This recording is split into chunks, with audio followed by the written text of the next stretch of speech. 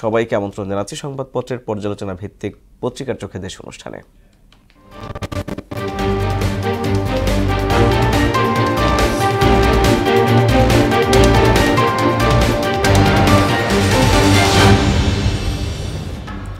দর্শক, অনুষ্ঠানে আজকের অতিথি মোহনা টেলিভিশনের যুগ্ম বার্তা সম্পাদক জনাব নাসির উদ্দিন। জনাব নাসির উদ্দিন, আপনাকে স্বাগত আমাদের অনুষ্ঠানে। আমরা শুরুতেই দেখে নিব আজকের পত্রিকাগুলোর প্রধান শিরোনামগুলো। এই মুহূর্তে আছে প্রথম আলো শিরোনাম, মার্চ ফর ইউনিটি কর্মসূচি আজ কেন্দ্রীয় শহীদ মিনারে। প্রেস উইংয়ের জরুরি ব্রিফিং, জুলাই গণঅভ্যুত্থানের ঘোষণাপত্র দেবে সরকার। দুদককে স্বাধীন প্রতিষ্ঠান হিসেবে দেখতে চায়, বিশেষ সাক্ষাৎকারে ডক্টর ইফতেখারুজ্জামান। দৈনিক ইত্তেফাকের শিরোনাম, জুলাই বিপ্লবের ঘোষণাপত্র উপস্থাপন আপাতত নয়, গণঅভ্যুত্থানের ঘোষণাপত্র তৈরি করবে সরকার, বলেছেন প্রেস সচিব। সংস্কার কমিশনগুলোর প্রতিবেদনের প্রতিক্রিয়ায় বিষয়ে সতর্ক থাকুন, জেলা কর্মকর্তাদের প্রতি প্রধান উপদেষ্টা। বিচার চাইলে নিপীড়ন চালানো হতো, মইনুল রোডে কোনো সেনা পরিবার বাসা পায়নি।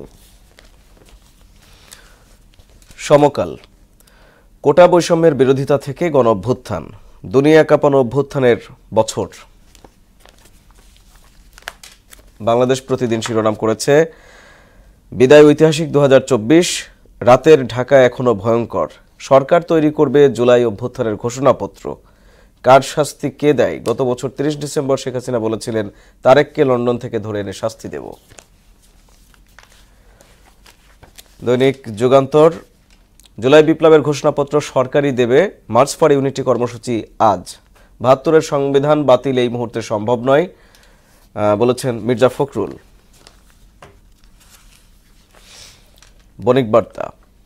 বণিক বার্তার শিরোনাম করেছে, শ্রীলঙ্কা নয় তিউনিশিয়ার পথেই হাঁটছে কি বাংলাদেশ। জনমানুষকে ক্ষমতাসীনের প্রভাবমুক্ত রাখতে নন ফিকশনের বিকল্প নেই। The Daily Star, March for unity today, announce students coordinators following government move for a declaration on July uprising. Nation sees tectonic shifts in politics.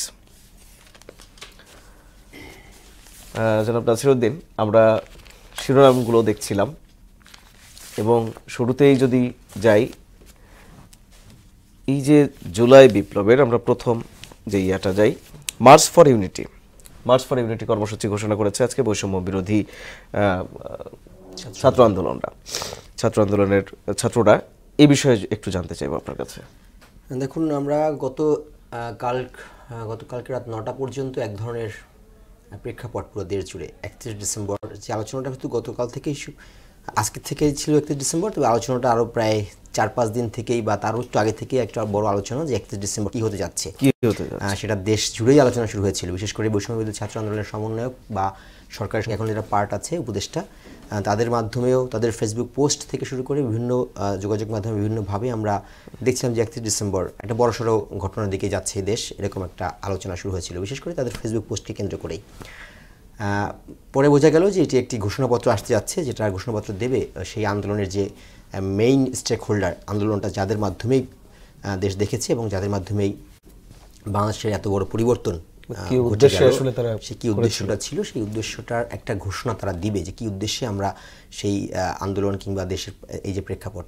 মূলত তাদের ফেসবুক পোস্ট থেকে একটা বিষয় পরিষ্কার হয়ে যাচ্ছিল, সেটা হচ্ছে যে 72-এর সংবিধান, যেটি এখনও দেশ চলছে যে সংবিধানের আওতায়, সেই সংবিধানটাকে বোধহয় কবর দেওয়া হচ্ছে, এ ধরনের লেখা পোস্ট আমরা দেখেছিলাম। তার মানে ধরে নিচ্ছিলাম যে এই ধরনের কিছু ঘোষণা আসতে যাচ্ছে, যে ঘোষণার মাধ্যমে সংবিধানের এক ধরনের পরিমার্জন কিংবা সেই ধরনের প্রেক্ষাপট আসতে পারে, যেটাকে বলা হচ্ছিল যে 72 সংবিধানকে কবর দেওয়া হবে, এই ধরনের পোস্ট আমরা দেখেছিলাম।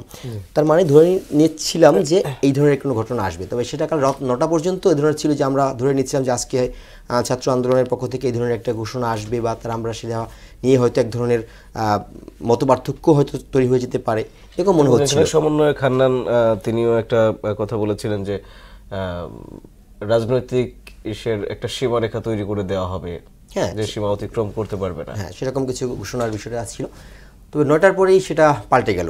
9টার পর জরুরি প্রেস ব্রিফিং ডাকলেন 9টা 10 মিনিটে আমরা খবরটা পেলাম, সেটা 8:30টার আশপাশে। 9:10 জরুরি প্রেস ব্রিফিং ডাকলেন প্রধান উপদেষ্টার প্রেস উইং থেকে বলা হলো যে জরুরি প্রেস ব্রিফিং, এবং সেখানে বলা হলো যে জুলাই অভ্যুত্থানের যে ঘোষণাপত্র সেটি দেবে, সরকার প্রস্তুত করবে এবং জাতীয় ঐক্যমত্যের ভিত্তিতেই প্রস্তুত করবে। অর্থাৎ এখানে জাতীয় ঐক্যমত্য শব্দটা এক ধরনের গুরুত্ব আমার কাছে বহন করে। জাতীয় ঐক্যমত্য হতে গেলে আসলে রাজনৈতিক দলগুলোরও তো এক ধরনের কথা সেখানে আসে। জাতীয় ঐক্যমত্য মানে হচ্ছে রাজনৈতিক দলগুলো কিংবা সাধারণ মানুষ সেখানে স্টেকহোল্ডার থাকতে পারে। রাজনৈতিক দলগুলোর ভিতরে যেটা মনে হচ্ছে যে তারা সবাই এই যে যদি ৭২ সংবিধানটাকে যদি টার্গেট করা হয়, আমি যেটা বললাম অবজারভেশনে যে তারা ফেসবুক পোস্টে ছিল যে ৭২ সংবিধান কবর দেওয়া হবে, যদি সেইটাকে আপনি চিন্তা করেন তাহলে সব রাজনৈতিক দল কিন্তু আপাতত ৭২ সংবিধানের পক্ষে আছে, এটা তাদের বক্তব্যে বাতিল চায় সেটা মনে হচ্ছে না, ঠিক আছে, মনে হচ্ছে না। এবং মির্জা ফখরুলেরও একটা বিশেষ সাক্ষাৎকারে আপনি এটা বলছিলেন সম্ভব নয়। সুতরাং সেখানে জাতীয় ঐক্যমত্যের কথাটাকে আমি একটু বেশি গুরুত্ব দেব। যদি তার এখন প্রস্তুত করেনি, প্রস্তুত করবে, হয়তো কতদিন সময় লাগবে সেটা ক্লিয়ার না, বলছে শিগগিরই প্রস্তুত হয়ে যাবে। সুতরাং এর বিষয় তো মূল কথা যে হঠাৎ করেই একটা প্রেক্ষাপট চেঞ্জ হয়ে গেল যে আপাতত জুলাই অভ্যুত্থানের ঘোষণাপত্র ছাত্ররা ঘোষণা করছে না, তারা তার বিপরীতে একটা ইউনিটি কর্মসূচি তারা দিয়েছে, মার্চ ফর ইউনিটি। তারা ওই একই জায়গায় তারা জড়ো হবে কিন্তু ঘোষণা করবে না। তো এটাই এখন অপেক্ষা করতে হবে যে সরকারের প্রস্তুতির পরে যে কি হয়ে যাচ্ছে। আরেকটা বিষয়ে আসবো যে আমরা বাংলাদেশ প্রতিদিনে একটা শিরোনাম দেখছিলাম যে রাতের ঢাকা এখনো ভয়ঙ্কর, এবং এটা আসলে দেখা যাচ্ছে গত কিছুদিন যাবৎ বিভিন্ন পত্রপত্রিকায় বা বিভিন্ন টেলিভিশনেও আমরা দেখেছি যে ছিনতাইয়ের ঘটনা অনেক বেশি ডেসপারেট হয়ে গেছে, যে ছিনতাইকারী এমনকি হত্যাও করে দিচ্ছে ছিনতাইকে কেন্দ্র করে।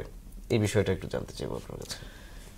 আমরা গতকালকে প্রধান উপদেষ্টা তিনি বিভিন্ন বিভাগীয় কমিশনার এবং ডিসিদের সঙ্গে একটা ভার্চুয়াল প্রোগ্রামে তিনি কথা বলছিলেন, বক্তব্য রাখছিলেন। সেখানে তিনি বলছিলেন যে পুলিশের মনোবল এখনও পুরোপুরি ফিরে আসেনি। তিনি পুলিশের মনোবলটা চান আসলে, তারা যেন আগে যেভাবে কাজ করতেন তার চেয়েও যেন ভালোভাবে পুলিশ কাজ করে, সেই রকম একটা আইনশৃঙ্খলা পরিস্থিতি তিনি চান।